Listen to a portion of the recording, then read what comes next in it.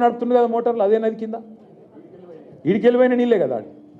కొద్దిగా కింది కోత వరంగల్ దేవాదుల మోటార్లు నడుస్తున్నాయి కదా, ఇంకొద్ది కింది కోత ఖమ్మంలో ఆడ నడుస్తుంది కదా సీతారామ మోటార్.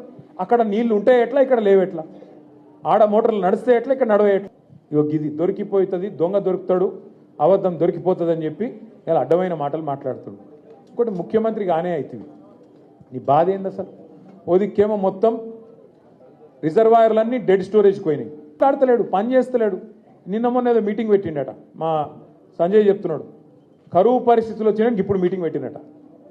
కరువు రానే వచ్చే రైతులు బాధ వడనే పడుతుంది. ఇన్ని రోజులకు మేల్కొన్నావు. ఎప్పుడు చెప్పారు శాస్త్రవేత్తలు? వస్తుంది ఎల్ నీనో వస్తుంది 6 నెలలకేం చెప్తున్నారు. 6 నెలలకు దొంగలు పడ్డాక 6 నెలలకు కుక్కలు మురిగినట్టు ఇప్పుడు మీటింగ్ పెడతాడు. ఏం చేస్తావు మీటింగ్ పెట్టి? ఇప్పుడు ఎవడు బతికిండు ఎవడు తెచ్చిండు చూస్తావా? ఏం చేస్తావు అంటే ఒక ఆలోచన లేదు, ప్రణాళిక లేదు, పద్ధతి లేదు, ఏ మాత్రం అవగాహన లేని ఒక సన్నాసి ఇలా మనకు ముఖ్యమంత్రిగా ఉండడం అనేది బాధాకరం.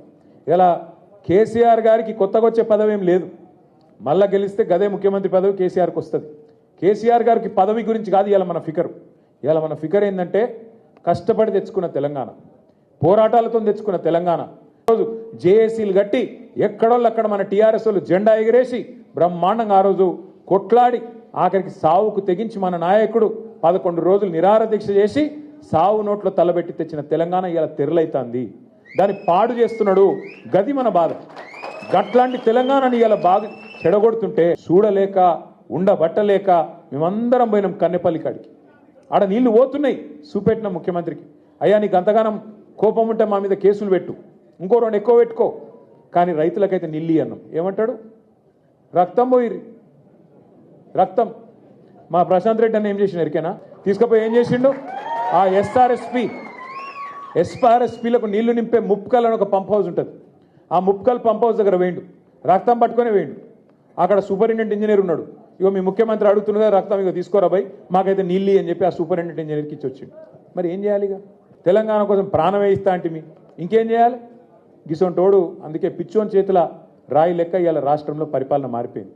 ఒక్క వర్గం ఈ రాష్ట్రంలో, రైతు కావచ్చు, మహిళలు కావచ్చు, అట్లాగే యువకులు కావచ్చు, ఎవ్వరు కూడా ఖుషి లేరు.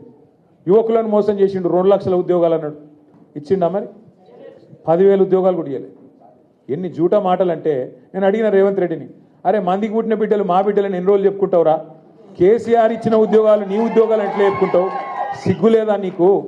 70,000 ఉద్యోగాలు ఇచ్చినట్టు నువ్వు ఈయన రుజువు చేస్తే 70,000 ఉద్యోగాల నోటిఫికేషన్ నువ్వే ఇచ్చినావు.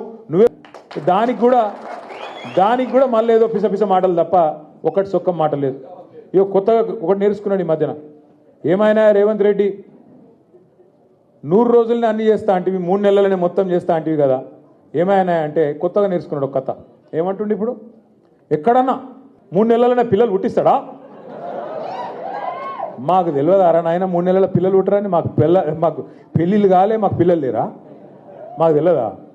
నేను అడుగుతున్నా కాబట్టి రేవంత్ రెడ్డిని, మా బాన్స్వాడ అన్నదమ్ముల సాక్షిగా, అరే 3 నెలల పిల్లలు పుట్టరు మాకు ఎరికే, మరి 31 నెలల పిల్లలు పుట్టకపోతే నిన్ను ఏమనాలి? మరి చెప్పుడు మీరు. 3 నెలల్లో పుట్టరు, ఓకే, నో ప్రాబ్లం. 3 నెలలు అయిపోయింది, 31 నెలలు ఒడిసేపాయా, ఏమనాలి మరి నిన్ను? ఏమనాలి? నేను ఆటలేను రాబాయ్, మీరన్నా. ఇగో నేనేమంటున్నా అంటే, ఆయన తిట్టి నోరు ఖరాబ్ చేసుకుని అక్కడ కూడా లేదు. తెలుసు కదా, గాడ పెట్టాలి. సురుకు ఎట్లా పెట్టాలంటే, మళ్ళీ జీవితంలో కాంగ్రెస్ అంటే మళ్ళీ ఎవడన్నా కాంగ్రెస్ జెండా పట్టుకుని వస్తే కాలి ఏం చేయాలి జరిగింది ఎక్కువ అయిపోయి వస్తుంది, ఛాన్స్ వస్తుంది. పోచారం శ్రీనివాసరెడ్డిని రాజకీయ భవిష్యత్తును ఆయన బొంద పెట్టుకున్నాడు. బండ కట్టుకొని బాయిలో దుంకుడు. ఆగుర్రా బండ కట్టుకొని ఆయనే బాయిలో దుంకిడు. మనం ఏం చేసేది లేదు. ఆయనని ఇవాళ దేవుడు కూడా కాపాడలేడు. తెలంగాణ తిరుమల దేవుడు ఉన్నాడు కదా వెంకన్న, ఆ వెంకన్న స్వామి శాపం కూడా ఆయనకు తగులుతుంది. కంపల్సరీ బాన్స్వాడలో గులాబీ జెండా ఎగురుతుంది. మీరందరూ ధైర్యంగా ఉండండి. ఏ కష్టం వచ్చినా ఏ నష్టం వచ్చినా వెంటనే ఉరికొస్తాం. సోదరుడు శ్రీనివాసరావు గారికి ఎంబడ వచ్చిన ప్రతి ఒక్కరికి కూడా పేరు పేరున మళ్ళొక్కసారి స్వాగతం చెప్పి ధన్యవాదాలు తెలియజేస్తూ, జై తెలంగాణ, కేసీఆర్ గారి నాయకత్వం.